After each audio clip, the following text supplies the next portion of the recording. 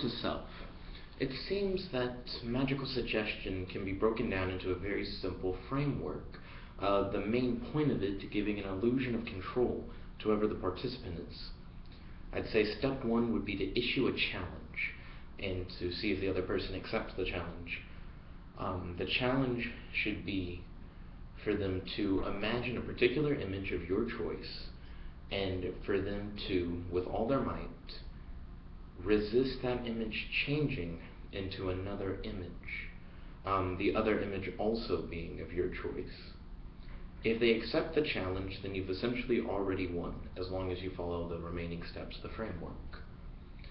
The next portion will be to say that at some point earlier in the day, you did something magical, or for some magical reason, the opponent or the person you have challenged will somehow be unable to stop from imagining something else, that something will overcome their will or ability to control their imagination. Next, you're going to once again issue a challenge saying that you would like them to prove you wrong. And if they can hold the image that you gave to them without changing to another image, then they will prove that your magic thing didn't exist. So, the irrational person will normally say, well, of course the magic thing doesn't exist, and this challenge should be rather simple. They have a lot of belief in their ability to control their own imagination and a lot of disbelief in the magic. In other words, they become overconfident. The game seems too easy. Your next step is to then say, so no matter what you do, don't allow yourself to imagine image A changing into image B. Do not imagine image A changing into image B, no matter what you do. You're taking advantage of ironic processing at this point, which then will cause the person to, in their effort to hold image A as pure as you originally described it, will sadly folly and imagine image B. A few specifics about image B: it should be simple and not too abstract. For example, a spider is really easy to imagine. What could be harder to imagine is a roller skating taco. Well, that to me doesn't seem difficult to imagine. It seems that it confuses people, and it's harder for them to get that into their head. So you got to keep it simple. Even a taco would be easier than a roller skating taco. Don't ask me why. Other people's imaginations. But yes, that seems to be the basic framework of how magical suggestion works, based on that research paper that I read in the past. And it seems that people will then say, well, yeah, your magic fart, or whatever you said, would cause them to not be able to control their imagination, works, which works with self-fulfilling prophecy. You lied at the beginning. You may not have even have done a magic thing in the beginning. But then, and even if you did do it, it still would be self-fulfilling prophecy. Actually, if you didn't do it, it would just be a lie. But self-fulfilling prophecy is you say that A is going to cause B, but it's a complete lie. But then, somehow through what you said, it ended up becoming true. But in the end, it still wasn't true. It still was a lie. You know, it's weird how self-fulfilling prophecy works. It seems like I need to think about that some more. But yeah, those are my thoughts on this framework for magical suggestion and how it should work in most cases. I emailed my friend Reagan from high school a few moments ago, and I should email Corey again. It's been a long time since I've talked to either of them. I lost my older flip phone, so it's been a minute since I've contacted like Felipe and Antonio. I'm kind of interested in what the Boysenberry kids have been up to. It's been a long time since I've really interacted with a lot of people from high school. So I may get back to that, catch up with everybody, and see what they've been up to. Been watching a little bit of Jessica Jones. It's good. It's not like slap your pants off good, but it's good. I'm trying to get more into Max Steel, finish where I left off on that series, and watch some Huntic. Haven't really watched any Huntic today. I introduced Max Steel to Cade. Cade thinks it's a little bit too silly. Well, I don't know, I like it, but I feel like that's because I have some investment in Max Steel, because I saw some of the earlier episodes and worked my way up to the point I'm in. I'm at like season 2, episode 20 or 21. So yeah, I've mainly been chilling today. I had a long period where I was asleep, and before that, I was in my psychology class. The only homework I have to worry about is a set of English papers. I need to revise my final draft for our final mission or final paper. And then I need to write a reflection essay, reflecting back on what I've done in my English class and what I've learned of critical thinking and how I've improved my writing. But I'm not really worried about that. So I found myself just reflecting and thinking deeper. Oh, and as you saw, I was able to get my target in Marshmallow Assassin, though that story isn't really as dynamic as you'd think it would be, and by dynamic I mean exciting. I went to dinner late, and when I went to dinner late on my way back, my target, who I did not know what she looked like, was on the phone and answered the phone Katie. And I could tell that she was an RA, and she was talking about how she was going to go do this RA group thing. So she essentially just put herself completely out there, but I didn't have a marshmallow at the time. So I rushed past them and went to the front desk where Alex, another RA, was working. And I had him get me a marshmallow really quick, and I just sped walked to her and threw a marshmallow at her. So I got my first target and my first minion. So now I just need to continue on and get my next target, which Javon hasn't emailed me yet. Jonathan is out of town, and Hannah, blonde Hannah, is out of town. I was supposed to work on paperwork today in order to move in with Jonathan, Hunter, and Ray. But I'm going to wait for Jonathan to get back so that we can work on that together. Let's see, Hunter got a weird post on his door that said that his move out day will be tomorrow. He got this yesterday, and he was very confused by it.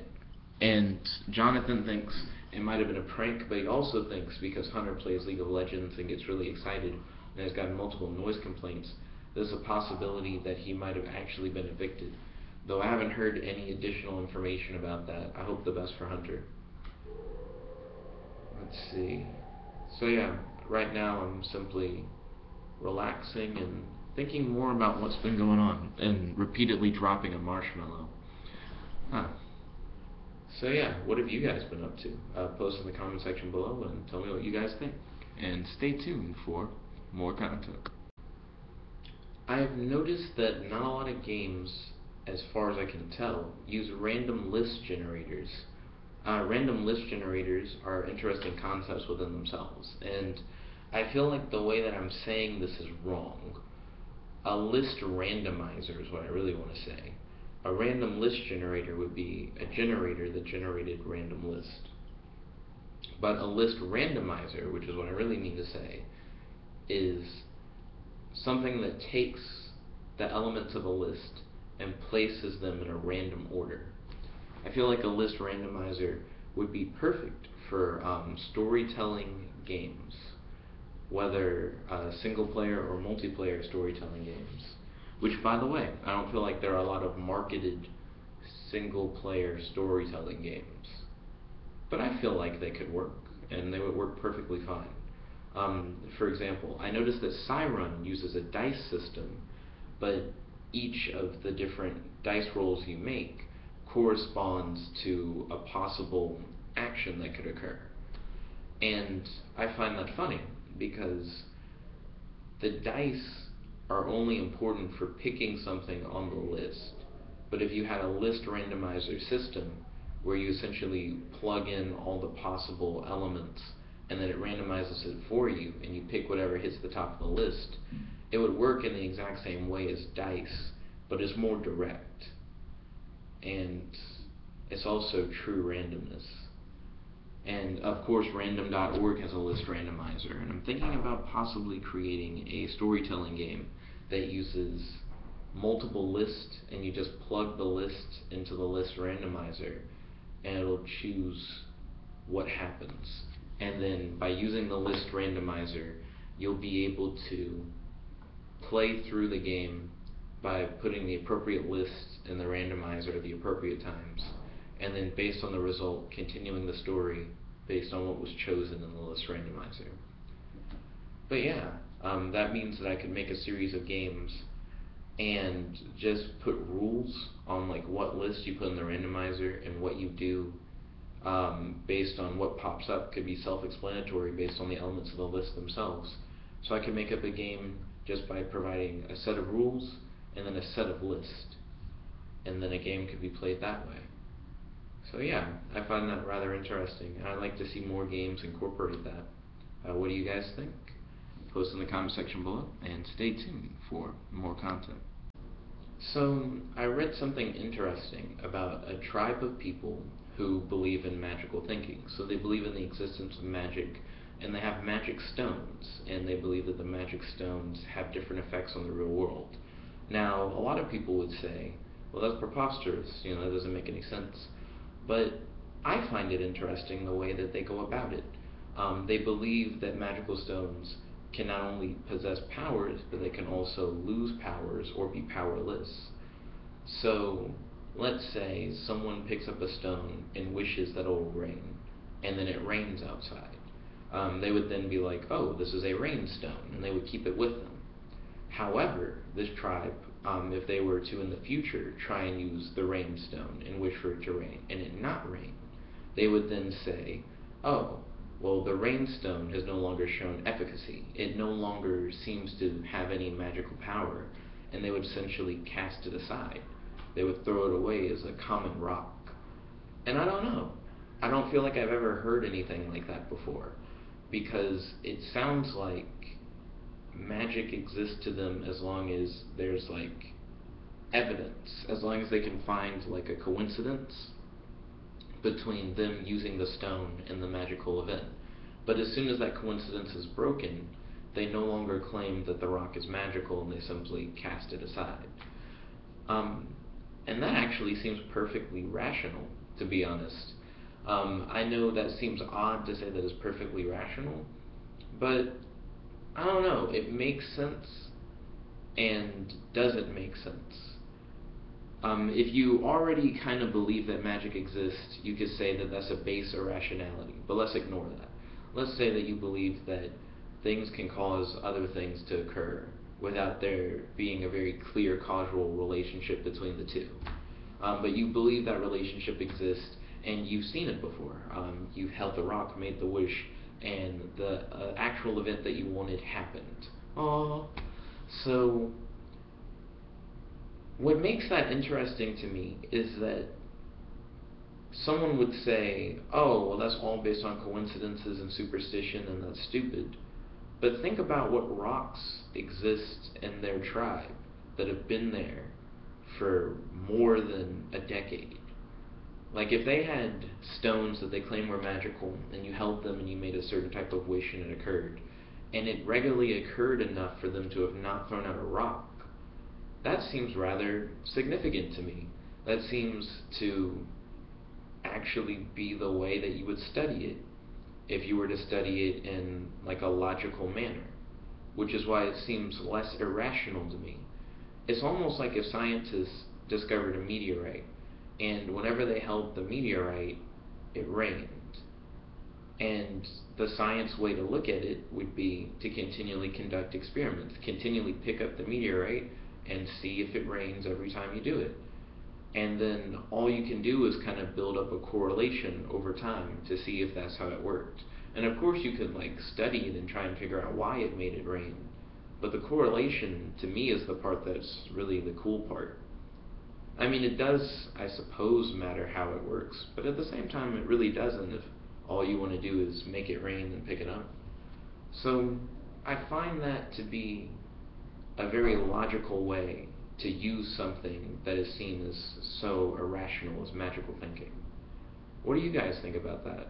Post in the comment section below, and stay tuned for more content. One thing I used to do back in the day that I haven't done in quite a while, is make a to-do list style RPG game with a group of friends.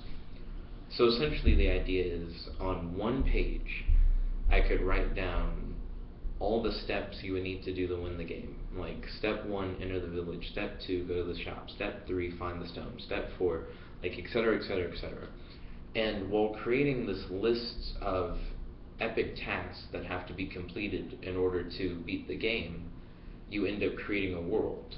Like, if step 1 is they have to get into the village, that implies that there are at least 2 locations, a location outside the village and the location of the village that they need to enter. If there is a magical stone they find, then that would mean that in this world magical stones exist. And once you go all the way through the list, you've ended up creating like the game world that the world will be set in. If there are characters they have to interact with on the list, or if one of their missions is to find a specific character, that can imply that there are like more than one. Like, if you have to find the blacksmith in downtown, well, that implies that there are multiple sections of the city or village. Like, there's a downtown, and maybe there's like an east side, a west side, north side, south side, and maybe there's even like a midtown. And then if you have to find the blacksmith in downtown, that could imply that there's one blacksmith, or that could mean that there are multiple blacksmiths, but you're looking for the blacksmith in particular that is downtown. So yeah, you're like world building as you create the list, and then you can tell if someone is like doing well in the game based on how far they make it down the list. And of course they win by making it to the last entry. But it really does help you outline a storytelling game, because you can have someone enter the game world by telling them where they start at the beginning of the game, and then kind of giving them free reign, just letting them tell a story and giving them a miniature objective, and then allowing them to progress through this world that you've made, interact with the different characters, and see how far they get down the list, just exploring this world. And of course, as they do different things in the story they're telling, you introduce different elements. You kind of have to add choices. That's the main thing. At the very beginning of the game, you're going to supply them with like multiple avenues of things that they can do, but tell them that they essentially have almost unlimited actions. They can choose to do whatever they want, more or less. And then, based on the restrictions of the worlds that you have created, are the only restrictions they have for what happens in the game. And then as they talk to characters, help try and guide their way through the list. So yeah, I mean, I find that to be a legitimate way in order to create role-playing games. It's just been a while since I've done it. But I may do that again, see if I can find a group of people. I feel like that would be fun. What do you guys think? And post in the comment section below. Stay tuned for more content. Hey guys, here's 8 facts about marshmallows. Fact number 1. The ingredients of a marshmallow are cornstarch, sugar, gelatin, water, and sometimes egg. Fact number 2. They were made from the root of Althea officinalis in Egypt, in ancient Egypt to be exact. Fact number 3. If you remove the toasted outside of a toasted marshmallow, you can actually toast it again. Fact number 4. Nicknames for marshmallows include marshies and mallows. Fact number 5. The leaves, flowers, and roots of a Althea officinalis have medicinal properties. Fact number 6. Roman warriors would rub marshmallow sap from Althea officinalis on their bodies in preparation for fights. Fact number 7. Marshmallow root, which is another name for the root of Althea officinalis, was first used to stop sore throats. And fact number 8. Modern marshmallows don't actually contain Althea officinalis. So yeah, those are 8 random facts about marshmallows. Stay tuned for... Back in the day, Pandora bots used to have a quick AI creator where you could type in the different preferences, like what the AI's name was, what their favorite color is, how old they're supposed to be, and you could quickly type in all that information. And the AI already had a lot of base knowledge to where it could have a conversation with you. But then you, added in all this additional information to which the AI, not only could have a good conversation with you, but it also had its own personality based on the presets that you put in. And you could put in anything for its favorite song or favorite movie, things of that nature. So I could actually use it to create artificial intelligences that were based on fictional characters or real people. Like if your friend wanted an AI made of them, you could put in a bunch of information about your friend and send them an AI that had the same interests as they did. It was really cool, but now PandoraBots has it set up to where it's all based around their coding language, and you can train your AI, but the training seems limited. Essentially, you talk to the AI, but it doesn't understand anything that you're saying. So whenever it responds with, "I'm sorry, I don't know what to say to that," you train it to give a very specific response to your very specific question. And it works in a similar way, but you end up having to program not only the personalized characteristics that you want the AI to have, like its own preferences, but also just how to have a basic conversation, which I feel that's not really what someone who wants to build a casual AI wants. So I would actually really like it if someone made a base artificial intelligence that could have a good conversation with you, but added in the element to where you could have several personality-based fields that you could just plug in with quick information, and then if you ask the AI about like their favorite color, what their name is, how old they are, different elements like that, they could spit back to you information about themselves that you plugged in. So essentially all the artificial intelligences would be identical except for the key differences in their personality. Like I said, PandoraBots used to have this functionality, but now it seems like that functionality has died out, and you have to go through this weird training course. And I don't really like that much. Another AI that I thought was really cool was My Cyber Twin. I don't think that exists anymore, but you would fill out a personality quiz, and then based on the quiz, it would create an AI that had a very similar personality to yourself, and then you could do training afterwards. I feel like a lot of consumer AIs that aren't for like business but just personal use should be an artificial intelligence that's preloaded with the ability to have a conversation, but just needs to be edited in order to add in personality traits and personal interest for the AI. So yeah, what do you guys think about my idea for, it's not even really like my idea, it's something that's already was a thing, but then has been phased out, and I want to make it a thing again. So what do you guys think about that? Post in the comment section below, and stay tuned. I've essentially found what I've wanted. It's called rebot.me. Not to be confused with rebot.exe, which I've heard gives you viruses and trojans, so look out for that. So rebot.me has a similar setup to Chatbot4U, if you've ever used that. Chatbot4U has you teach it knowledge questions, and it's kind of like the training mode of PandoraBots, except instead of talking to it and as it responds to you, you correct its responses. Instead, there are different boxes, and it's like, okay, here are a set of greetings. Now, how should it respond to greetings? Okay, here are a set of questions about relationships. How does it react to the set of questions about relationships? So instead of talking to it and plugging in for every single thing it doesn't know, you can take particular topics and plug in as many responses as you want.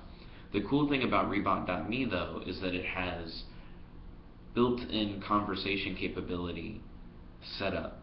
So regardless of anything that, if you decided you didn't want to program it with its own personality, you could talk to it and it would be fine. That's what I like about it. But another thing that's cool is that if you go into its knowledge, you can plug in things like specifics on what its favorite color is or what its favorite food is, etc., etc. Another thing that I really enjoy is instead of it constantly giving you messages about how it doesn't understand things, you can plug in questions that it'll put in if it doesn't understand what the user has said. And it actually allows you to keep a pretty good conversation going with the AI, even if the AI doesn't understand something that you said. So you could ask it a question, and then it'll just come back at you with another question. And if you answer that question, you can actually get a pretty organic conversation of questions going back and forth between you and the chatbot. And I enjoy that. That actually was a pretty smart idea. I prefer a chatbot to, instead of saying, I don't understand, to just ask something else. And I feel like that's better just in real life. It's weird to say that, because in real life, if you were to ask someone a question and they just cut you off and say a different question, rather than just trying to figure out what you were talking about, it would seem kind of rude. But I guess for a chatbot,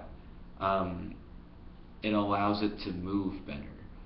Because if a chatbot is constantly like, I don't understand, I don't understand, I don't understand, it like clogs up your conversation flow and it's not as free flowing. I guess somehow real people, when they don't understand, you can explain it to them and it would work out.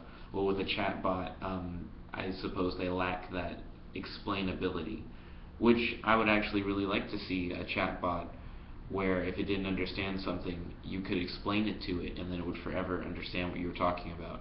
Not in a training mode, but through organic conversation. It would be cool if whenever you said something, it would learn more and more. And the closest thing to that is MyBot. MyBot is really cool. I actually really enjoy MyBot. But the only difference between... actually, that brings up a good point. I just realized that rebot.me requires you to have an account in order to make it. But of course you can make a fake account like that, and then you automatically get made a AI right there, which is really nice. But then you have MyBot, which also requires you to make an account. But MyBot actually remembers things about you, and it can organically learn things. But you can also say, no, you should say this instead when someone says it, and it goes, okay, I'll remember that. I'll say this instead of the statement that I made. MyBot is a really good organic AI that you can talk to that remembers you and remembers its name, and it's not just spitting random questions at you. And it actually can say some quite witty responses to different things that you say. So MyBot is one of my favorite AIs. The only thing that I don't like about MyBot is that, I don't know, for some reason I want to say that it's hard to share with other people, but I think there is a link that you can use that'll allow you to share your MyBot with your friends. But I don't know why I see it as hard to share. I guess I need to make sure that that link sharing ability is something you can actually do. I know one hassle about MyBot is that some of the information it learns too well. Like if you teach it something that then changes, so then you go back and you try and like reteach it a concept with a different answer, it'll struggle to figure out what you're talking about. If you're talking about like your roommate and you teach it who your roommates are, and then you move somewhere else where you get new roommates, it'll ask you about your old roommates. And even if you teach it that like, no, I have these new roommates now, it'll still ask you about your older people as if they were still your roommates. Almost as if you've just gained more roommates rather than you now have new roommates and those are your old roommates kind of thing. So MyBot's interesting. I feel like it still has a few bugs, but it definitely does a lot more than rebot.me does. I'll give it that. And that is another AI that you can just jump straight into and talk to it.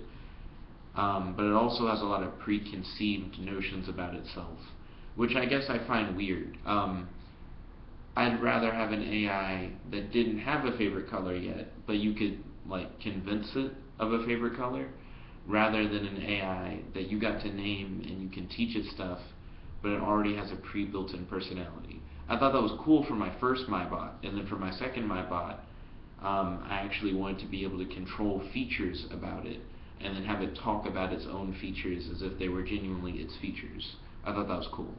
But yeah, what do you guys think about artificial intelligence and the creation of chatbots? Post in the comment section below, and stay tuned for more content.